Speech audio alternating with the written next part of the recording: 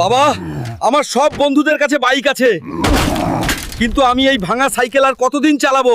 আমাকে তাড়াতাড়ি বাইক কিনে দাও, না হলে আমি বাড়ি ছেড়ে চলে যাব। বাবা হিসাবে আমাকে খুব কলঙ্কিত মনে হচ্ছে। ছেলেকে আজ পর্যন্ত ভালো কিছু কিনে দিতে পারি, কৃষি কাজ করে তো তেমন টাকাও পাই না। স্যার, এই বাইকটির দাম কত? এটা তো অনেক দামি বাইক, তোদের মতো গরিবরা এটি কিনতে পারবি না।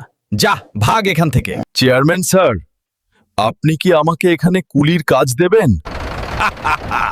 তুমি খুব বুড়ো হয়ে গেছো, এই বয়সেও কি শ্রমিকের কাজ করতে পারবে? যাই হোক, কাজে লেগে পড়ো। যত কষ্টই হোক, ছেলেকে তো বাইক কিনে দিতেই হবে। কি হয়েছে চাচা? মনে হয় আর বাঁচবো না, এগুলো দিয়ে আমার ছেলেকে বাইক কিনে দিও। এই হাল্ক, তোর বাবা এই বাইকটা কিনে পাঠাইছে, তিনি কাজে ব্যস্ত তাই আসতে পারেনি। বাইক চালানো যে কত আরাম, বাবা যে কেন আগে বাইকটা কিনে দেয় নাই। এই হাল্ক, তুই বাইক চালাচ্ছিস আর ওইদিকে তোর বাবা কাজ করতে গিয়ে হঠাৎ স্ট্রোক করে মারা গেছে। বাবা, তুমি ফিরে আসো, আমার বাইক লাগবে না, আর কোনোদিন কিছু চাইবো না। বন্ধুরা, তোমরা যদি মা বাবাকে ভালোবাসো তাহলে আমার ভিডিওতে লাইক করে দাও আর সাবস্ক্রাইব করে দাও।